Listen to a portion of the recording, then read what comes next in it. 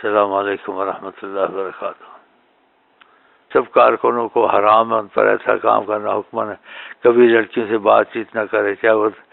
تذکرے کے وظیفوں کے معاملے میں ہو، اپنی عورتوں کے ذریعے کہ اپنی عورت نہ تو کسی پیر بھائی کی بہن یا عورت ہو اس کے ذریعے سے کلام کرنا چاہیے، پھر وہ اس کی پیر بھائی کی بہن اور جو بتائے تو پھر اس کو آدمی کو بتائیں، اس بھائی کو بتائیں، اپنی لڑکی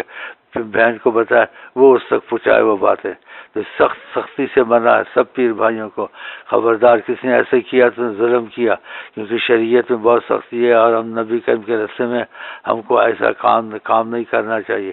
کوئی سب کے لیے پیغام ہے، جہاں بھی کوئی ہو،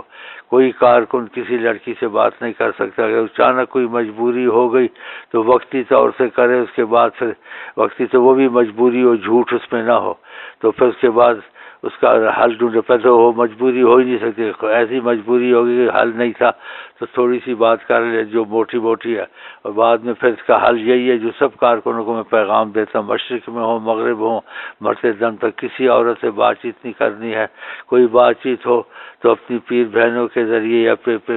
کے ذریعے سے بات کرنی ہے، ان سے خبر لے کر پھر ان کو پیر بہنوں کے ذریعے سے جواب دینا ہے، بھائیوں کو پیر بہنوں کو بتا دیں کہ اس سے بات چیت کریں گے، اس کی ماں ہے، بیٹی ہے، بہن سے، اور یہ آئندہ کے لیے سخت منع ہے سب کو، ہر جگہ مرتے دم تک قیامت تک ایسے کام نہیں کرنے کے نبی کریم کے دل کو ملال ہو اور ہمارا طریقت میں نقصان ہو۔ پتہ نبی کریم کا دل کا ملال بہت بڑا نقصان کرتا ہے، اور رب العالمین سے ملال تو ان کے دل کو، تو ایسے کام مت کریں، یہ اس سے دور رہیں۔ آپ نے کہا آنکھ زنا کرتی ہے، ہاتھ زنا کرتا ہے، کان زنا کرتا ہے، کیا مطلب کہ کان سے بھی ان باتوں سے دور رہے، ہاتھ سے بھی لڑکی کو نہ چھوئے، سمجھ گئے، یہ سب منع ہے، تو منع ہو جائیں۔ خدا حافظ، السلام علیکم۔